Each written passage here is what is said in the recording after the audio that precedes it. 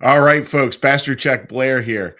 So I guess Marcus is sending me a note here. It's saying I'm not streaming properly, but Marcus just sent me a note saying I am. So hopefully it's all coming through loud and clear. Yeah, so great to have you joining me today. So today what we're looking at is this idea of trust your struggle. How do you trust your struggle?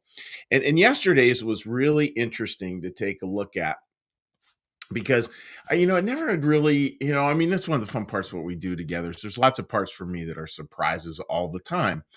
And one of the big ones for me was this big old surprise that, wow, all of a sudden, here was this God who was saying, if you eat of this, you're going to die. And they eat of it, and God shows up in this very quiet way. And I just thought, oh, that's just so beautiful, so beautiful.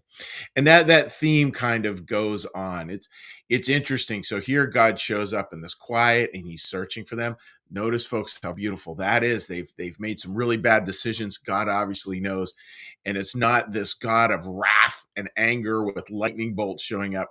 It's this God of gentleness that shows up and is walking through the garden. Very interesting, very different view of faith right there.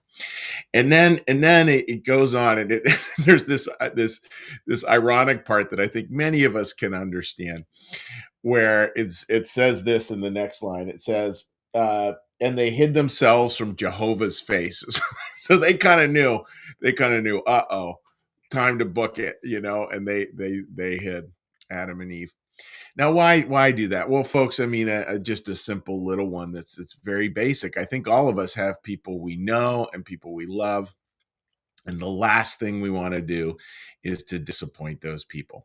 And somehow disappointing those we love is even worse than any punishment we could ever imagine.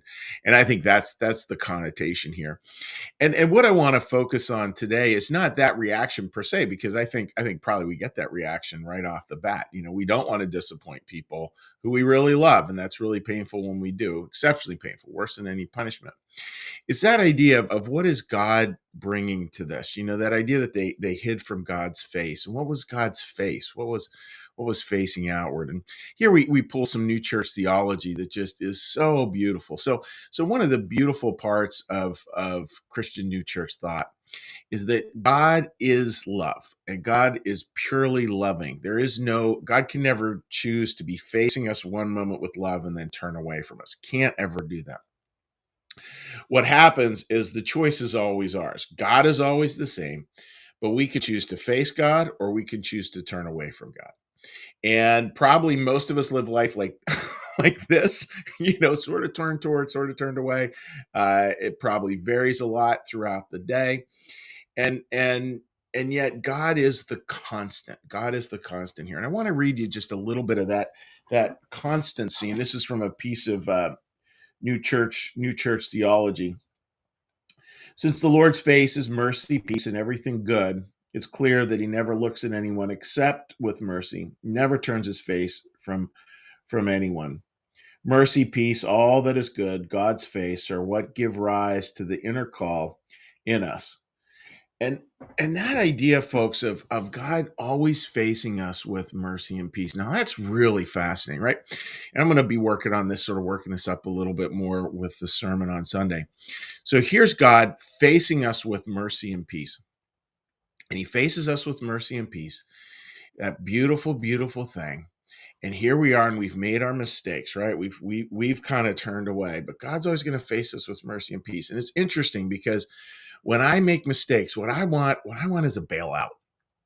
Totally honest. I want to bail out. I want God to bail it out. I want God to make it okay. I don't want to deal with the problem anymore. I just want it to go away. And that happens, all the time over little mistakes and big mistakes, from parking tickets on up, right? We just want it to go away. But that's not what God's doing here. God isn't showing up in these areas where we failed or we've made mistakes. He's not showing up to bail us out. That's not it. Because what would we ever learn if that happened? What God is showing up with is let's just even take those first two words, with mercy and peace. Like, here's God showing up with mercy and peace. Here we are. We have times where we turn completely away. Probably a lot of the time we're sort of half and half. But there's something about that, folks, is just so incredibly beautiful because there's a constancy there. There's a rhythm there. There's a groundedness of mercy and peace. And that oh boy, that just seems so important. So today, thinking about your struggle and learning to trust it, I think God, so much of what God is asking, again, I got to work this up a little more on Sunday, but so much what God is asking is for this faith and this trust. And God, in the weird way, like, God needs trust. He needs that trust to really work through us and work out there into the world. And it's the trust in this mercy and this peace. It's this trust in this constancy. It's this trust in, like, all right, so here's the problem. All this blah blah blah blah blah blah blah, all this stuff, right? Errors from small to incredibly large, to like life shatteringly dire. And yet, with all those, I can continue to return to mercy and peace. That's how God's looking at me. He's not turning away. He's just there with gentle mercy and gentle peace. And that's what we have to allow to just keep on showing up kind of in and through us, as my buddy Carl Parker would say, out there in California. Um, yeah, it just is big, folks. So be thinking about that.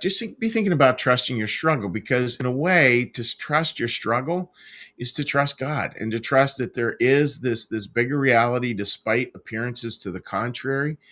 And it's not that all problems will get solved. I do not believe that at all. I just feel that a life of faith gives us a way to hold problems in a new way, in a way with a lot of grace. So that's the thought for today, folks. Simply trust the struggle, and think about how that might look in your lives. A little trusting of mercy and trusting of peace. So with that, friends, what we're going to do now is I'm going to ring the bell here and get a little just peaceful meditation. After the peaceful meditation, what we're going to do is we're going to do a little prayer, a little blessing, and then we're going to close saying a little hello to folks on social media. So with that, friends, let's get a little breath.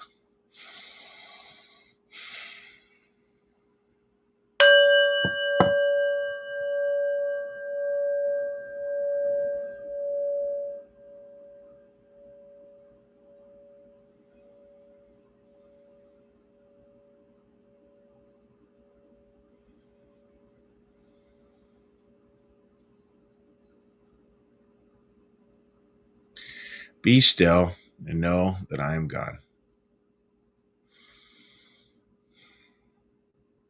Be still and know that I am.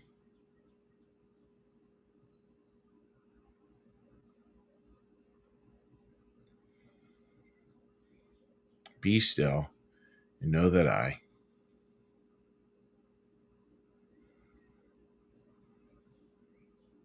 Be still and know that.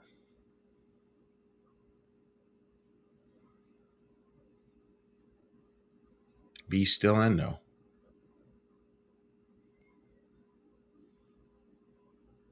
Be still and.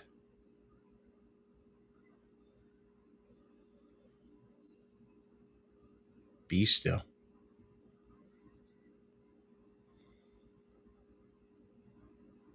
Be.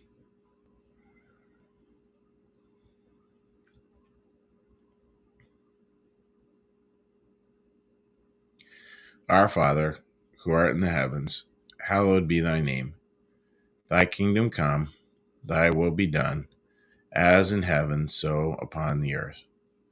Give us this day our daily bread, and forgive us our debts, as we also forgive our debtors.